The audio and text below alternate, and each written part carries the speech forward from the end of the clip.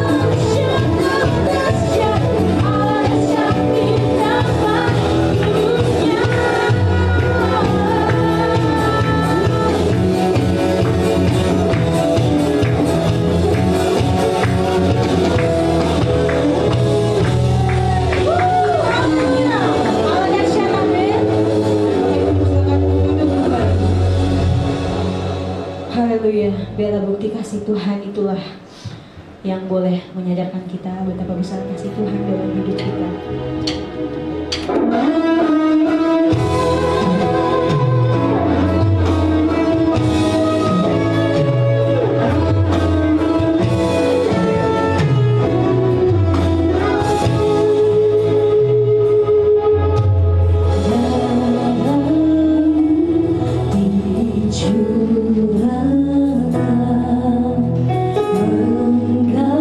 Menggantikan nyawaku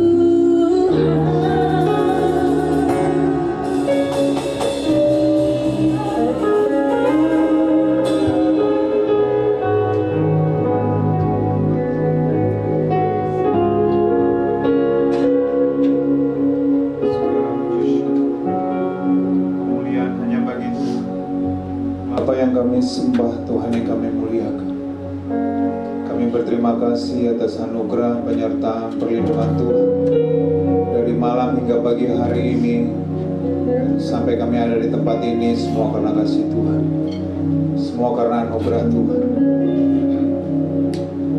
Berfirmanlah Tuhan kepada setiap kami, jadikan kami seturut rencana kehendak-Mu Bapa. Terlebih kami dapat menerima taburan benih firman itu Tuhan, menjadi kekuatan dalam hidup kami, menjadi berkat juga bagi banyak orang Tuhan.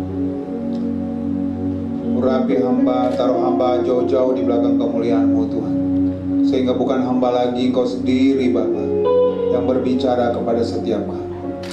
Berkati anak-anak-Mu di tempat ini, bahkan juga mereka yang menikmati dari channel YouTube juga Tuhan berkati Tuhan. Terima kasih banyak Bapa. Berbicaralah, kami siap mendengar. Dalam nama Tuhan Yesus. Haleluya. Amin. Shalom. Shalom. Shalom. Shalom. Haleluya. Selamat pagi Bapak Ibu Saudara yang kasih Tuhan. Saya mengucap syukur atas anugerah yang Tuhan beri, dan pada saat ini juga kita terus mendapat kesehatan, kekuatan, itu semua karena Tuhan. Ya, di dalam bulan ini kita masih menikmati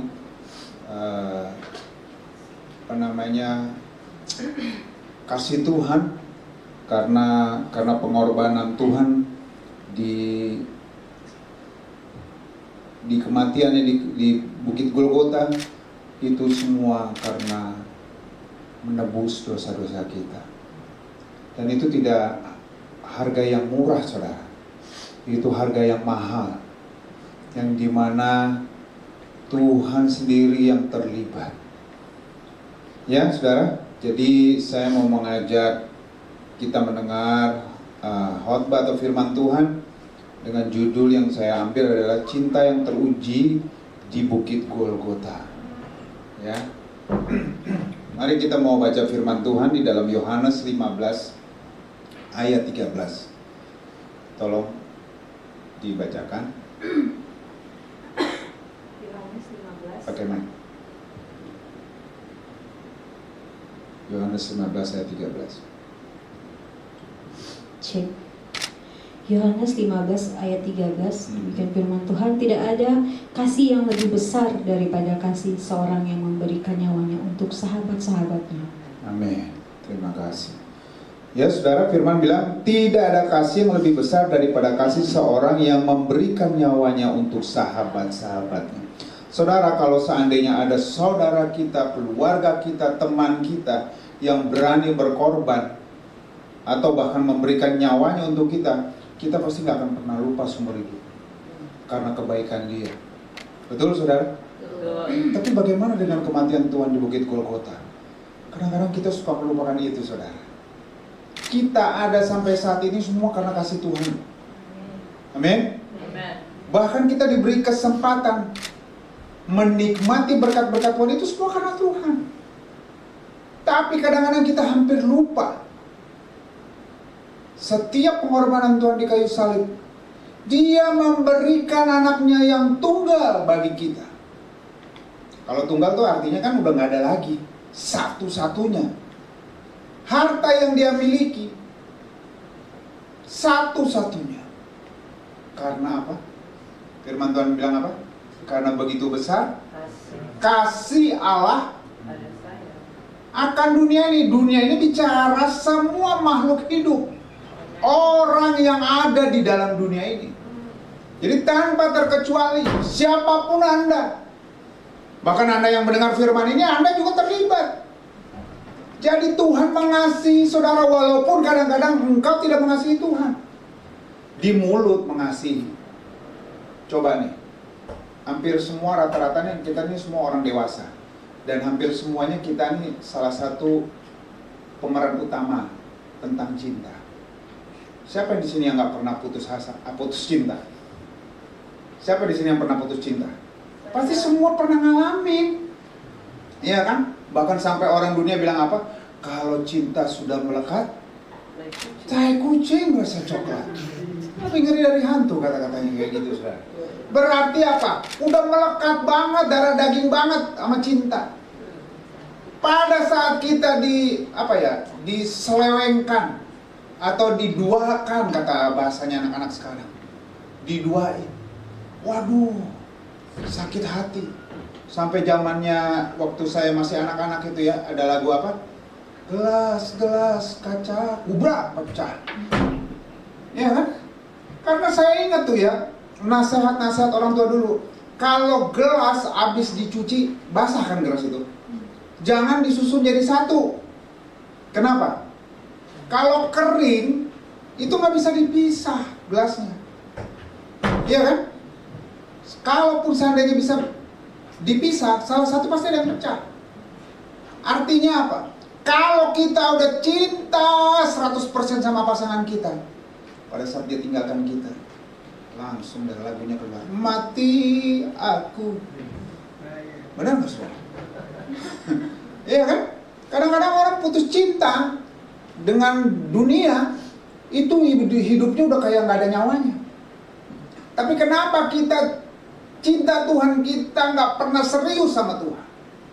Padahal Tuhan udah berkorban bagi saudara dan saya. Ini firman yang bilang, ya. Coba kita baca sekali lagi di Yohanes 19 ayat 13. Tidak ada kasih yang lebih besar daripada kasih seorang yang memberikan nyawanya untuk sahabat-sahabatnya. Dikatakan sahabat, saudara. Dikatakan sahabat karena hanya sahabat yang bisa berkorban. Karena sahabat itu kadang-kadang, yaudah deh, gue jemput deh lu. Ini nggak bisa nih hujan gini, udah gue jemput, tenang aja. Itu sahabat. Tapi kalau dia punya kepentingan dan lain-lain, ya, gue nggak bisa nih, lagi ada urusan ini, urusan itu. Itu bukan sahabat, saudara. Itu hanya teman aja. Nah, Tuhan mau mengajarkan kita bahwa Tuhan mengasihi kita tuh bisa jadi sahabat, bisa jadi orang tua, bisa juga sesama pasangan. Nah, Tuhan mau tidak ada batasan kasih Tuhan itu di dalam kehidupan saudara dan saya. Amin. Jadi yang pertama-tama saya mau catat di sini bahwa pengorbanan Tuhan adalah pengorbanan yang sukarela. Atau bahasa lainnya saya katakan inisiatif kasih. Ya saudara ya. Yesus tidak dipaksa untuk naik ke kayu salib. Tolong dibuka di dalam Yohanes 10 ayat 18. Yang tadi 13, yang kita mau baca sekarang ini yang 18.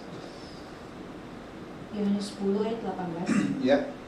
Tidak seorang pun mengambilnya daripadaku, melainkan aku memberikannya menurut kehendakku sendiri.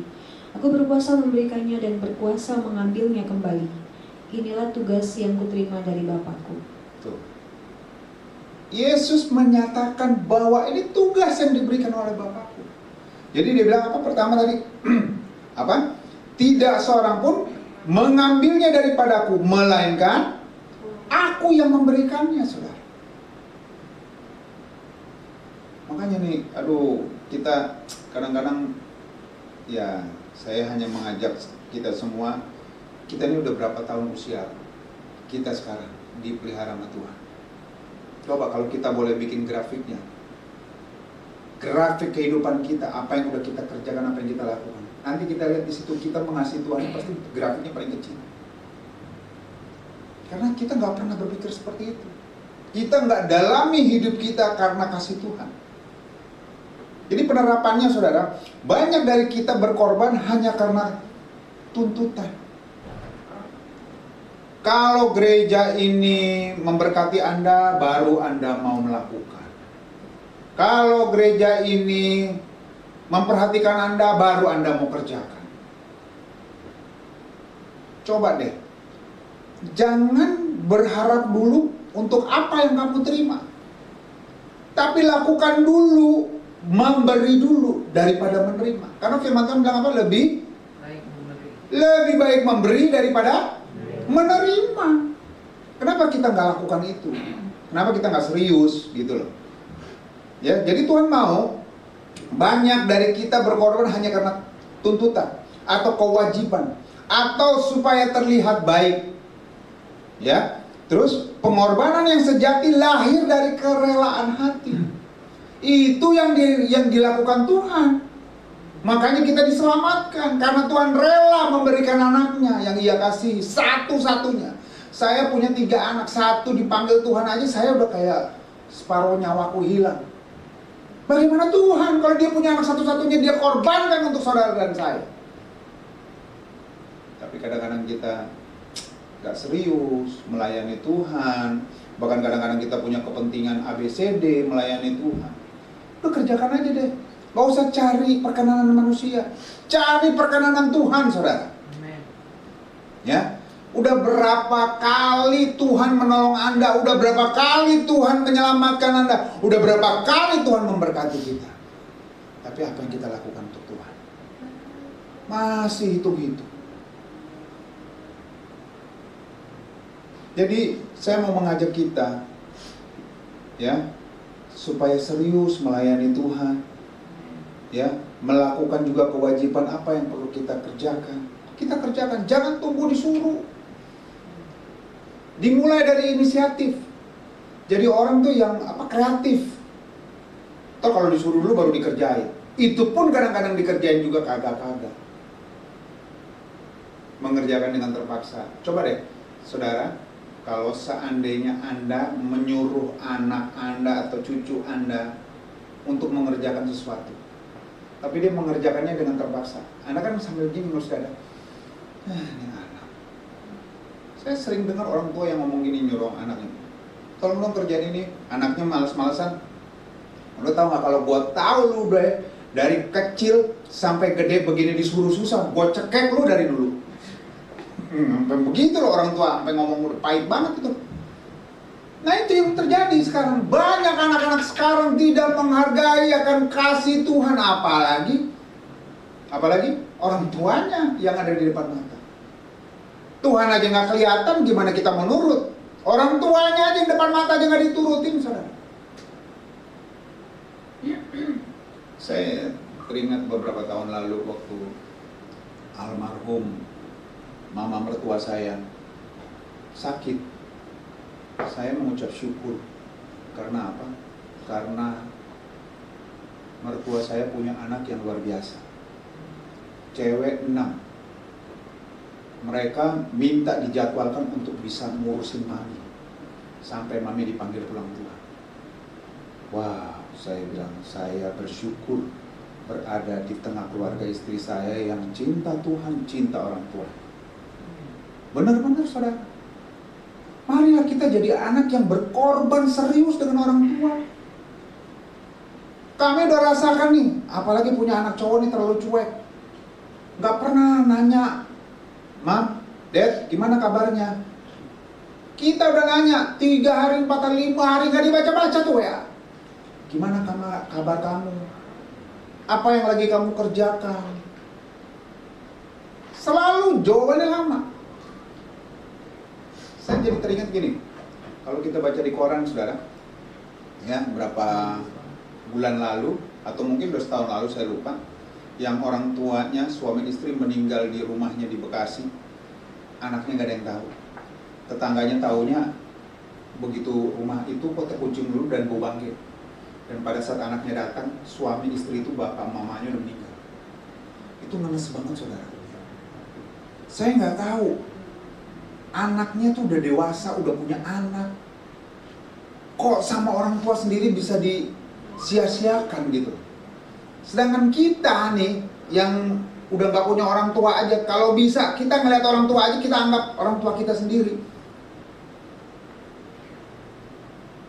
Nah, saudara, marilah kita punya kasih Tuhan itu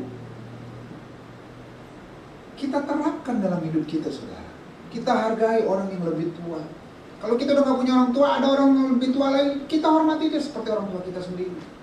Itu kasih Tuhan, saudara.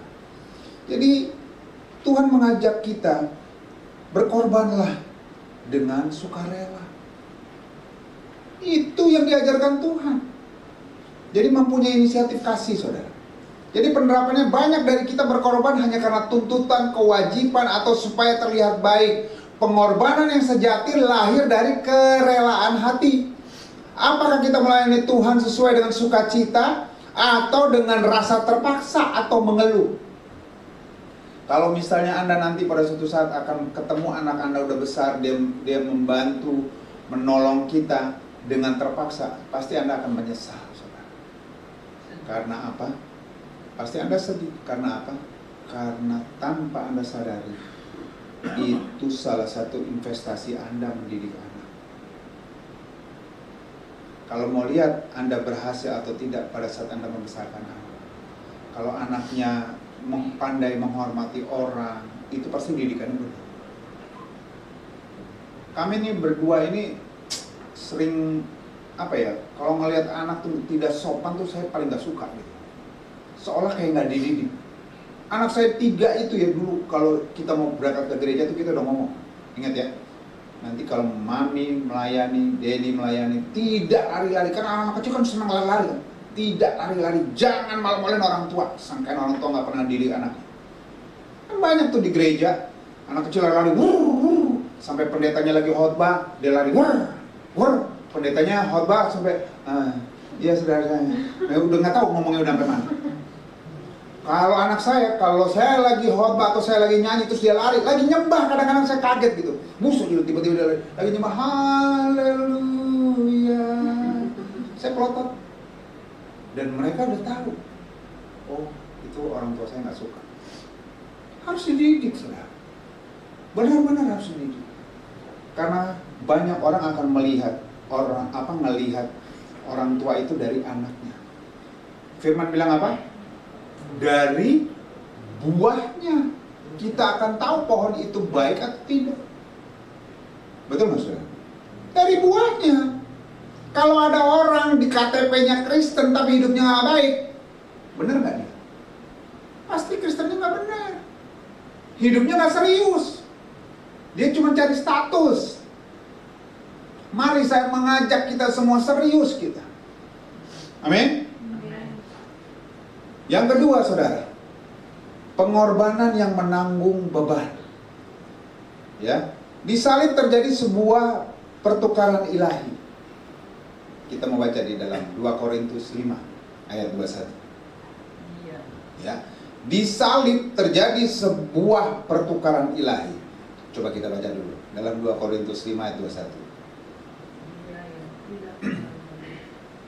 Nah, ini ada di depannya. Ayo kita baca sama-sama. 2, 3. Dia yang tidak mengenal dosa telah dibuatnya menjadi dosa karena kita, supaya dalam Dia kita dibenarkan oleh Allah. Ya. Karena pengorbanan Tuhan Yesus yang harusnya kita semuanya mati sia-sia. Tapi karena Tuhan mengasihi saudara dan saya, Dia memberikan anaknya yang tunggal supaya apa tuh?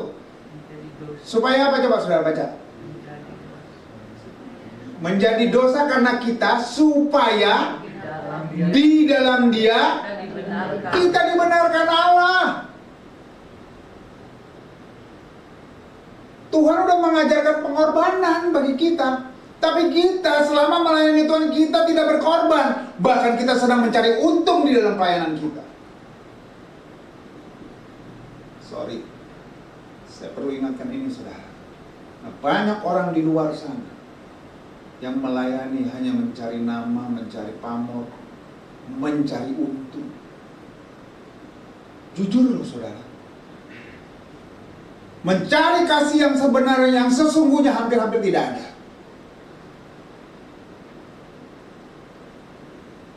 Kami datang ke pedalaman.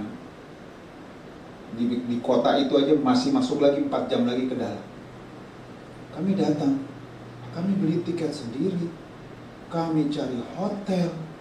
Sampai di sana kami lihat orang-orangnya tidak mampu. Kami belikan makanan. Belikan beras berapa kilo. Kita bagi. Kita duduk makan bersama-sama dengan mereka. Bahkan alangkah lemasnya saya ketemu di mana anak sekolah minggu pada datang ibadah kok semuanya putih-putih, kakinya putih, tangannya putih. Saya pikir kenapa? Saya tanya, kamu kenapa nih putih-putih? Oh tidak Bapak, saya tidur di pasir. Loh kok tidur di pasir? Memang di rumah kamu gak ada kasur? Di rumah tuh tidak ada kasur, Bapak. Paling bambu, apa sih dibilang tirai atau apa? Bale-bale. Pasir. Saya bilang, iya. Kenapa tidur di pasir? Pasir dingin. Wah, sementara kita tidur di Jakarta, kita cari tempat tidur yang enak, kita beribadah cari tempat yang ber-AC. Orang di pedalaman sana mau cari Tuhan Yesus aja harus jalan 8 jam. 8 jam. Kalau pendetanya khotbahnya memberkati, kalau nggak memberkati 8 jam harga yang mereka bayar. Makanya saudara, jangan jadi Kristen yang biasa-biasa aja. Kristen yang biasa-biasa apa? Orangnya cuma duduk manasin kursi aja. Firman Tuhan bilang apa? Pergi. Apa? Beritakanlah. Jangan duduk diam di gereja. Kita harus keluar bawa jiwa. Kalau gereja kita kurang jiwanya, pergi penjala jiwa. Ada lagu pujian yang tebarkan jalan, menjangkau jiwa bagi Yesus Tuhan. Pintu anugerah masih terbuka. Sekaranglah waktunya. Kita dipanggil, dipilih, melayani Dia. Yesus Tuhan, Raja, segala raja. Itu saudara. Saudara pernah dengar nggak? Kalau orang yang pergi mencari jiwa, dia dapat apa? Dapat apa? Mahkota, saudara. Nggak tahu ya, banyak yang nggak tahu nih kayaknya nih. Kalau kita menjangkau jiwa, kita dapat mahkota. Tuhan tahu. Makanya kita dapat mahkota, saudara. Jangan sampai kita masuk surga kita minder karena mahkotanya kecil. Amin. Iya, saya dulu punya teman. Orangnya nggak perfect, saudara. Sorry, saya agak ngomong bicara fisik, saudara. Badannya itu pigmennya nggak normal. Matanya, bola matanya, kalau ngelihat tuh bola matanya nggak bisa diem. Tapi tahu nggak, tiap minggu selalu datang bawa 5-6 jiwa. Dia naik bus, dia ngomongin cerita tentang Yesus, dia bawa orang ke gereja. Itu orang luar biasa, saudara. Saya rindu juga kita bisa seperti itu, saudara. Kita bisa menangkan jiwa. Jadi berkat di komunitas kita. Jangan pernah berhenti cerita tentang kebaikan Tuhan Yesus, saudara. Saya di tempat gym, lucu saudara, kelar gym masih duduk ngobrol. Ada yang nanya gini, Om katanya pendeta ya? Iya. Kenapa sih Om? Kok orang nikah, orang Kristen mati seumur hidup Om? Padahal kan wanita disiapkan Tuhan banyak. Tapi kan yang setia kan jarang. Kenapa? Karena konsepnya kekristenan pernikahan adalah sekali seumur hidup. Kenapa begitu Om? Wah, begitu kita masuk. Dan Anda tahu, besoknya, tadinya 1 orang, besoknya 5 orang, besoknya 6 orang. Mulai dengar firman, walaupun tidak secara langsung, walaupun juga saya tidak memaksakan mereka, tapi minimal mereka pengen tahu Tuhan Yesus itu siapa. Kenapa Yesus? Kenapa di pernikahan orang Kristen itu harus ada ada konsultasi pernikahan? Ya, karena kita sekali seumur hidup. Jangan sampai kamu salah memilih pasangan. Kamu harus nikah hidupnya benar, jadi berkat. Tapi begitu nikah kamu gantung diri, itu kan salah. Kamu harus tahu siapa pasanganmu. Benar nggak dari Tuhan? Gitu. Jadi cari jodoh itu bukan kayak nyari kutu, saudara. Enggak. Kita libatkan Tuhan. Makanya kita bilang, firman Tuhan bilang, libatkan Tuhan dalam segala hal. Apapun itu. Minta Tuhan campur tangan. Pekerjaan, usaha, pasangan, sekolah. Itu semua kita minta Tuhan terlibat. Supaya kita tidak salah jalan, saudara. Itulah konsepnya Tuhan. Karena Tuhan tahu kalau kita jalan sendiri, pasti kita tersesat. Ya, ku tak dapat jalan sendiri.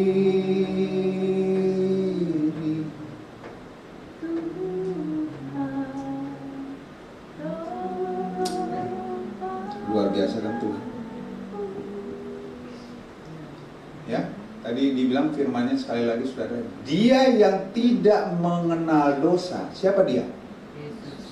Tuhan, Bapa di surga. Iya, Dia memilih Yesus. Dia katakan Dia yang tidak mengenal dosa telah dibuatnya menjadi dosa karena kita. Karena Yesus, ya, supaya dalam Dia kita dibenarkan dari Allah.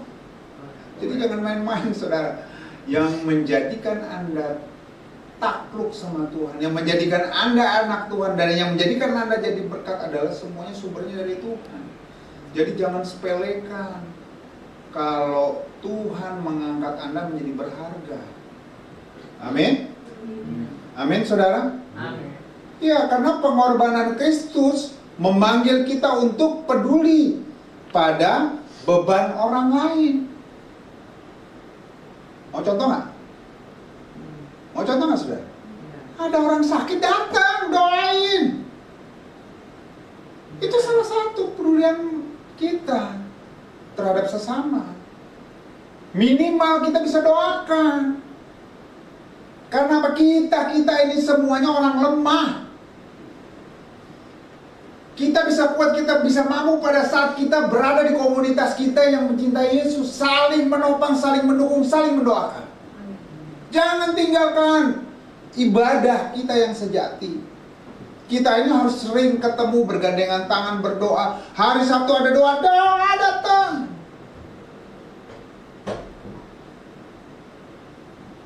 Mulai minggu depan, doa mau dimulai lebih awal lagi, 9:30. Ya, kita harus berkorban. Karena jam 10 aja masih ada yang datang jam 11. Nggak bisa ini. Harus dijadikan 9:30.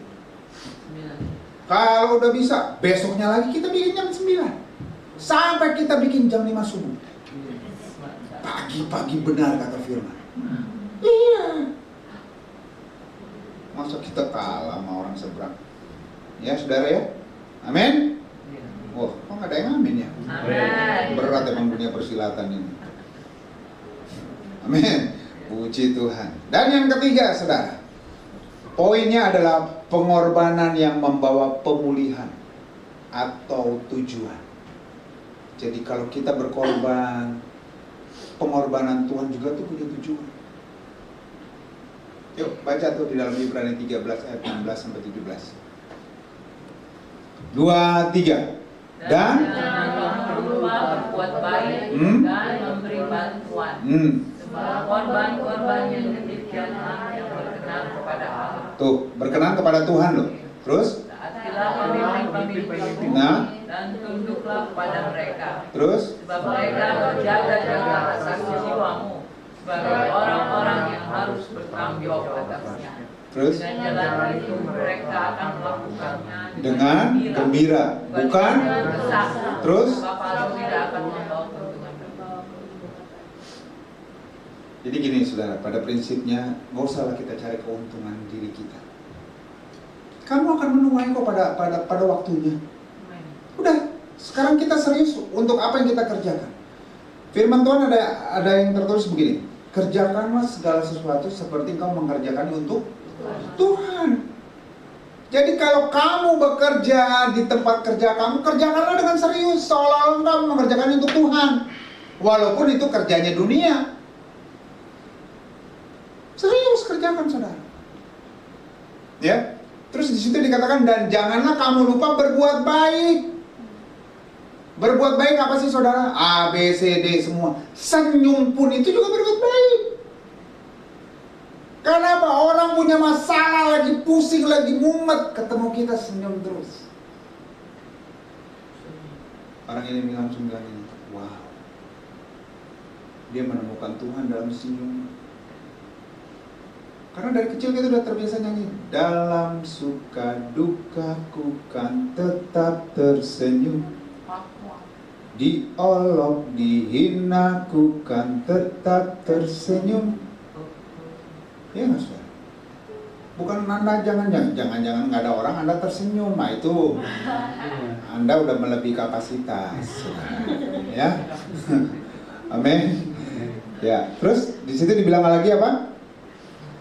Taatilah pemimpin-pemimpinmu dan tunduklah kepada mereka, sebab mereka berjaga-jaga atas jiwamu. Kenapa berjaga-jaga? Karena kita selalu berdoa untuk jemaat Tuhan di tempat ini, yang hadir maupun yang tidak hadir, yang jarang hadir, yang udah tidak pernah hadir. Terus kita doakan. Jangan pernah berhenti berdoa, saudara. Kalau engkau berhenti berdoa, di situ nyawamu akan juga berhenti. Karena berdoa kamu dengan Tuhan itu sedang menyambung nyawamu dengan Tuhan. Karena doa adalah nafas kita, saudara. Makanya kita selalu hari Sabtu, mari datang doa, mari kita berdoa di sini. Ada orang minta doakan, tapi dia nggak mau datang doa ke sini. Kami doakan, tapi kan Tuhan yang jawab doanya. Masalahnya dia sendiri tidak mau datang berdoa. Bagaimana Tuhan mau jawab? Cuman mau iman nebeng. Pastor tolong doakan gini, tapi datang dong doa. Nggak mau datang doa. Nggak boleh begitu. Kita harus sama-sama datang. Ingat saudara, saya mau ingatkan kita. Jadilah pelaku, jangan jadi penonton. Harus jadi pelaku. Jadi orang Kristen itu jadi pelaku. Amin. Ya, penyaliban bukan akhir. Yesus tidak mati hanya untuk mati. Ia mati untuk membuka jalan bagi keselamatan kita. Pengorbanannya bersifat transformasi. Ia mengubah kematian menjadi kehidupan. Amin. Dan penghakiman menjadi anugerah. Jadi yang tidak baik dibuat jadi baik. Coba deh, mari saya mengajak kita introspeksi. Kamu kalau datang ibadah cuma 2 jam. Taruhlah kalian melayani 45 menit. Setelah 45 menit melayani atau dengar firman, pelayanan, kamu duduk. Ngapain duduk? Dengar firman. Kamu memberi pelayanan, kamu juga menerima anugerah Tuhan, biar balance. Sama orang olahraga nih, ngebakar lemak, keringetan. Setelah itu dia harus apa? Harus istirahat, minum, makan, diisi lagi supaya energinya ada lagi. Begitu juga kita melayani Tuhan, jangan cuma hanya sekedar action doang, tapi nggak ditabur benih firman. Banyak dari kita yang melayani cuma hanya ngejar kuota, saudara. Bahkan pendeta, semua begitu. Ada yang khotbah sehari, pendeta ada yang khotbah sehari 12 kali. Tapi dia dapat apa? Dia mengajar firman begini, tapi dia nggak dapat apa-apa karena dia nggak dengar firman. Yang benar nih, kalau menurut senior nih ya, pada ngomong begini, kita boleh melayani pagi kah, malam kah? Kalau seandainya pagi udah melayani, malamnya kamu dengar firman, duduk dengar khotbah. Karena nggak perlu keluar, terus ada yang perlu masuk juga diterima, saudara.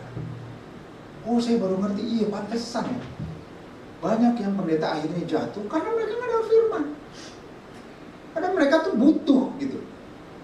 Maka saya ingatkan juga pelayan-pelayan Tuhan, pemain musik, pemuji, singer, kita harus dengar firman juga. Gitu, saudara. Supaya kita dikuatkan. Amin. Amin. Iya, perlu kita ditabur benih firman. Supaya hidup kita tuh benar, stabil. Jangan banyak keluar, tapi nggak ada masuk. Jangan kebanyakan masuk juga, tapi nggak keluar. Sementara Tuhan bilang keluar, beritakan firman. Dulu saya pernah melayani keluar malah diskors. Lalu saya tanya, kenapa saya diskors? Kan kamu bukan koordinator penginjilan. Lah, emang di firman Tuhan, pergilah kamu, jadikan seluruh bangsa muridku, dalam kurung koordinator. Lah, semua Tuhan bilang. Enggak, karena kamu tidak nurut, kamu diskors. Saya percaya itu awal terobosan yang saya alami bersama istri. Di situ Tuhan ajar saya untuk naik daun, bukan ulet bulu, saudara. Ya, Tuhan ajar naik di level yang lebih lagi. Semakin serius lagi dengan Tuhan. Kalau kita serius sama Tuhan, saudara, kita makin naik. Kita makin naik. Kalau kamu melayani Tuhan semakin turun, tanda tanya besar, ada apa dengan diri kamu? Tanya Tuhan, apakah saya ada salah Tuhan? Harusnya nih, setiap kita yang melayani Tuhan ada masalah, kita harus makin naik. Kan lagu sekolah minggu gimana? Ku akan naik. Terus?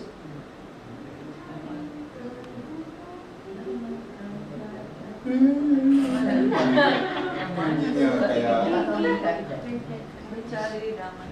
iya. Ini saya kayaknya lagi khotbah di salah komunitas. Jadi kita ini harus terus naik. Ya, kalau diuji ditantang semakin dekat dengan Tuhan, jangan jauh dari Tuhan. Kalau kita jauh dari Tuhan, lihat, iblis akan bertepuk tangan, hancur dia. Iya, saudara. Kalau kita melayani Tuhan pasti ada tantangan. Tapi pada saat tantangan itu terjadi dalam hidup kita harus semakin naik, semakin dekat dengan Tuhan, semakin melekat dengan Tuhan. Bukan makin jauh. Kalau makin jauh kau nanti langsung teng KO. Itu cara kerjanya iblis, saudara. Hati-hati, kita mesti tahu tipe muslihat iblis. Makanya pada saat kamu dekat dengan Tuhan, semakin lagi melekat lagi, semakin nempel terus sama Tuhan. Itu yang harusnya terjadi, saudara. Iya kan? Kadang-kadang hal kecil aja, mau melayani aja kadang-kadang kita nggak bisa on time. Karena sibuk kita dibikin sama iblis supaya kita nggak dengar firman, supaya kita nggak datang tepat waktu. Itu cara-caranya iblis, saudara. Amin. Kita harus serius, benar-benar. Waduh, kita benar-benar percaya nih Tuhan. Tuhan berikan saya kemampuan, Tuhan berikan saya kekuatan. Berikan saya juga Tuhan belajar hidup benar. Amin. Next. Tuh, udah amin. Haleluya. Nggak sadar ya, tiba-tiba udah amin aja. Dan akhirnya saudara ini kasih Tuhan, sama-sama kita katakan Amin. ya, kalau itu lepas banget ya, mau usah diajar ya saudara ya. Jadi pada prinsipnya saudara, salib adalah pengingat. Sekali lagi saya katakan, karena ini masih bulan-bulannya pengorbanan Tuhan Yesus, salib adalah pengingat abadi bahwa harga dari sebuah kasih yang besar adalah pengorbanan. Jadi kalau saudara mau menerima kasih yang besar, itu adalah karena pengorbanan. Ya, kita tidak perlu mati di kayu salib untuk menunjukkan kasih, tapi karena Kristus sudah melakukannya dengan sempurna. Tugas kita sekarang adalah hidup sebagai surat yang terbuka. Saya selalu ingatkan, izinkan orang menemukan Yesus dalam hidup. Karena itu kita harus berbuah, harus menghasilkan buah yang manis. Yang sudah diberi talenta, berkaryalah lebih untuk Tuhan. Yang udah dikasih Tuhan, mungkin ada yang menulis lagu, ada yang menyanyi, ada yang main musik, berkaryalah untuk Tuhan. Minta Tuhan sempurnakan Tuhan. Mari saya mau mengajak kita mulai sekarang, mari kita berubah hidupnya. Pengorbanan Yesus itu mahal harganya. Buktikan bahwa kamu orang yang dipilih, salah satunya sama Tuhan. Karena kamu tidak mandul, kamu terus berkarya, jangan pernah berhenti. Apapun pekerjaanmu, apapun profesimu, kerjakan seolah kau mengerjakannya untuk Tuhan. Amin. Mari kita bersatu dalam doa. Bapa, terima kasih Tuhan untuk suara-Mu Tuhan, untuk Engkau mengajar kami dan mengingatkan kami. Tuhan, beri kami kekuatan, beri kami kemampuan untuk mengerjakan semuanya Tuhan dengan serius Tuhan. Karena kami melayani bukan untuk kepentingan kami pribadi, tapi kami melayani Engkau Tuhan, membuktikan keseriusan kami dengan Engkau. Melayani bukan karena jadwal yang diberi Tuhan,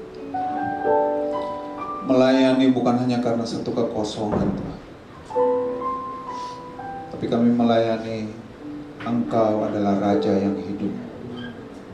Kamilah hamba-Nya Tuhan, yang Tuhan percayakan, yang Tuhan pimpin, yang Tuhan tuntun. Adalah satu kehormatan untuk kami dipercayakan melayani Engkau Tuhan. Kami tidak melihat gerejanya, kami tidak melihat jemaatnya Tuhan, tapi kami percaya Tuhan, dan kami bergantung pada Engkau Tuhan. Mengiringmu Seumur hidupku, Amen. masuk dalam Yes, Jesus. rencanamu Bapa. Ini kami Pikiranku, ya Tuhan. kehendakmu, Yes, Jesus. ku serahkan padamu. Harapanku hanya di dalam-Mu, bukan teguh bersama-Mu Tuhan.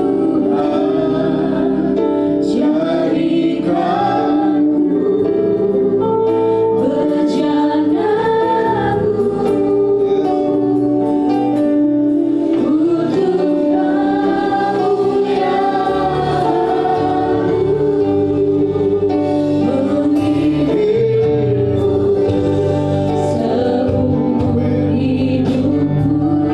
Jadikan kami hamba yang setia Tuhan. Jadikan kami penyembah-penyembah-Mu.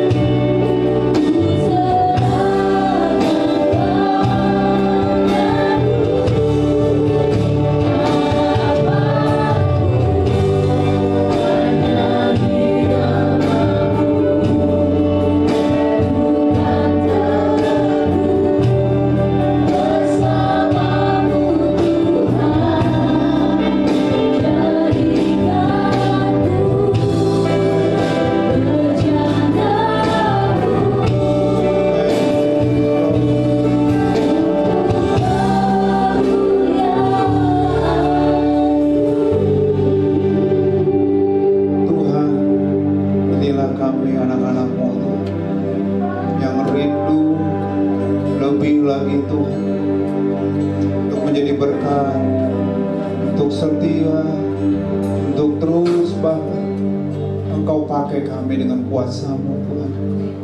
Kami melayani Engkau bukan dengan kekuatan kami Tuhan, tapi kami melayani Engkau hanya kekuatan daripada Tuhan yang memampukan kami, yang menyempurnakan kami Tuhan. Kami terbatas Tuhan, karena itu kami meraih dan kami menerima Engkau yang tidak terbatas itu Tuhan. Memberkati kami Tuhan senantiasa. Berjalanlah Tuhan senantiasa bersama dengan kami, supaya kami tidak salah langkah Tuhan. supaya kami seturut rencana kehendak Tuhan dan suka-suka Tuhan di dalam kehidupan kami. Terima kasih banyak Bapa. Sempurnakan setiap benih firman itu dalam setiap kehidupan anak-anak-Mu Tuhan. Terpujilah nama Tuhan. Haleluya. Amin.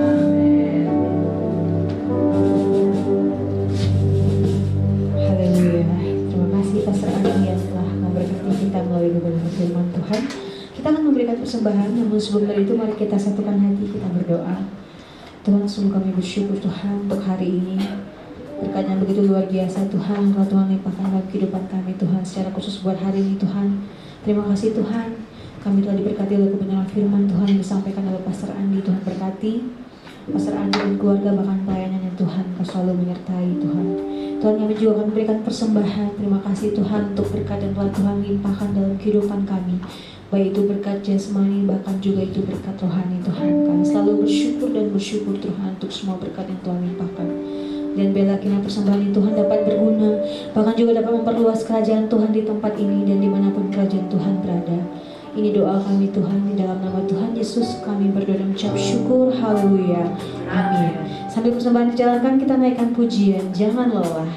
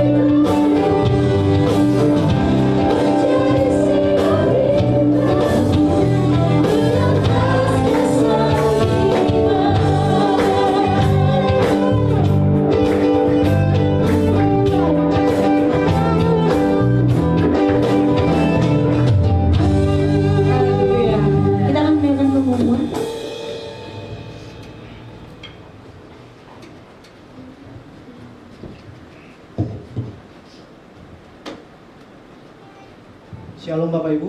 Shalom. Haleluya, puji Tuhan. Terima kasih kepada hambanya Pastor Andi yang sudah memberitakan kebenaran firman Tuhan. Kita doakan bersama-sama agar pelayanan beliau senantiasa menjadi berkat dimanapun beliau melayani. Lalu kami juga mengucapkan terima kasih kepada saudara-saudara semua yang sudah terlibat di dalam pelayanan ibadah pada pagi hari ini. Tuhan Yesus memberkati.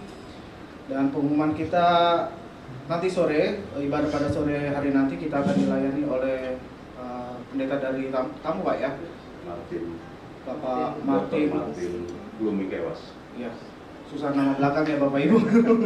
Bapak Martin ya. Pastor Martin. Ya. Blooming Kewas. Ya. Blooming Kewas. Iya itu lah Pastor ya. Ya pokoknya dilayani oleh Pastor Martin dan kami mengundang Bapak Ibu semua supaya boleh datang kembali menghadiri ibadah pada saat sore nanti. Juga kami informasikan kepada Bapak Ibu untuk ibadah minggu depan pada tanggal 19 April. Pada ibadah pagi kita akan dilayani kembali oleh Pastor Andi. Dan pada sore harinya Pastor Gideon. Infonya Pastor. Oh, ada noise baru, ada perubahan. Ada perubahan. Ternyata pada pagi harinya kita akan dilayani oleh Bapak Gembala kita, Pastor Gideon Sutrisno, dan pada sore harinya akan dilayani oleh Pastor Juli Santoso. Benar ya, Pastor ya? Pendeta itu import. Luar biasa. Lalu kami informasikan juga kepada Bapak Ibu bahwa hari Sabtu kemarin sudah diadakan baptisan, dan puji Tuhan ada 7 orang. Ada satu yang sudah menerangkan hidupnya.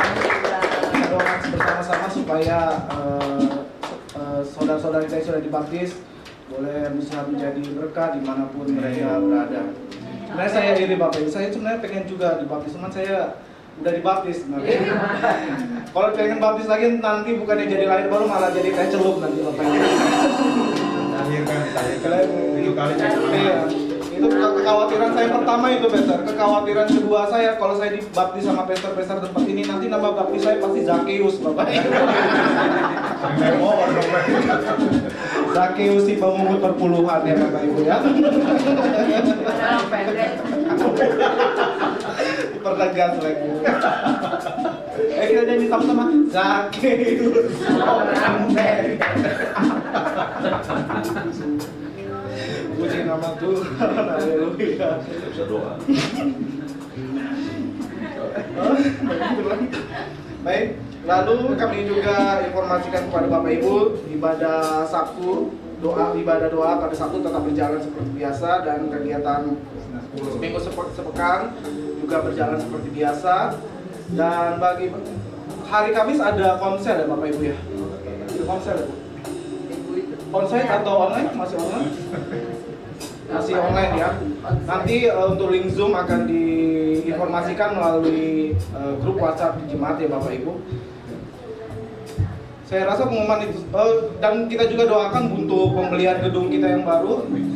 Tetap Bapak Ibu kita doakan bersama-sama, dan juga kita dukung ya Bapak Ibu melalui rekening pembangunan gereja yang bisa Bapak Ibu transfer melalui rekening BCA di nomor 5235 247 922. Baik, saya rasa pengumuman itu saja. Tuhan Yesus memberkati. Amin. Bapak Ibu diberkati hari ini. Amin ya. Saya undang Bapak Ibu untuk bangkit berdiri. Ibadah pada hari ini sudah selesai. Kita bersatu di dalam doa. Kami ucap syukur Tuhan, pada hari ini kami sudah selesai beribadah di tempat ini. Kiranya segala berkat yang terbaik yang daripada Engkau Tuhan, Kau curahkan di tempat ini Tuhan. Kau berkati juga Tuhan setiap hamba-Mu yang hadir tempat ini, para pelayan juga Tuhan, dan juga semua para jemaat Tuhan yang hadir. Kau yang memberkati setiap mereka Tuhan. Kau berkati juga setiap jemaat yang belum bisa hadir pada hari ini, yang dalam kendala sakit ataupun perkara dan permasalahan apapun juga Tuhan. Mari Tuhan Kau campur tangan di dalam kehidupan setiap mereka. Kau yang menolong, Kau yang membantu, Kau yang menyertai dalam segala permasalahan mereka. Sehingga kami percaya Tuhan, segala permasalahan yang mereka alami Tuhan selesai di dalam nama Yesus. Tuhan, sebentar kami ingin pulang ke rumah masing-masing untuk kembali melakukan segala aktivitas. Mari Tuhan, Kau juga yang menyertai dalam perjalanan kami sampai di rumah Tuhan. Tidak kurang suatu apapun juga. Dan juga kami percaya setiap firman disampaikan di tempat ini Tuhan, biarlah rema di dalam kehidupan kami. Sehingga kami percaya setiap apapun yang kami lakukan, kami perbuat. Dan kami percaya Tuhan, semua itu atas izin-Mu. Amin. Kau berkati juga hamba-Mu Pastor Andi yang setelah menyampaikan isi hati-Mu. Mari Tuhan Kau tambahkan hikmat, marifat, pengertian, supaya apa yang Kau percayakan di dalam beliau Bapa, Kau tambah-tambahkan kembali Bapa, supaya di dalam menyampaikan kebenaran firman-Mu, Engkau yang menambahkan segala hikmat yang daripada Engkau. Biar nyata segala isi hati-Mu Tuhan di dalam kehidupan kami. Kau berkati juga istri maupun anaknya Bapa. Anak-anaknya Kau berkati Tuhan, kehidupannya dari sekarang, masa depannya Tuhan, dan selamanya Tuhan. Kau ikat keluarga ini dalam tali kasih-Mu. Kami percaya Tuhan Kau menyertai selalu keluarga ini, dan segala berkat yang terbaik daripada Engkau pun turun atas keluarga ini Tuhan. Mari Bapak Ibu, kita terima berkat dari yang terbaik dari Bapa di surga. Terimalah kasih Bapa yang sempurna, damai sejahtera yang melimpah, sukacita yang penuh serta pertolongan Tuhan yang nyata atas hidup kita. Kiranya segala berkat yang terbaik dari Bapa di surga, pencipta langit dan bumi, dicurahkan atas setiap kita dalam kesetiaan yang kekal dan tidak pernah berkesudahan, serta kasih karunia Tuhan kita Yesus Kristus yang telah mati dan bangkit, menguatkan, memulihkan, dan memberi kemenangan dalam setiap pergumulan kita, dan persekutuan Roh Kudus dalam kuasa penghiburan serta pengurapan yang menuntun, menjaga, dan menyertai kita senantiasa dari sekarang sampai selama-lamanya. Maranatha, Tuhan Yesus datang kembali. Dan setiap kita umat Tuhan yang percaya, kita katakan amin.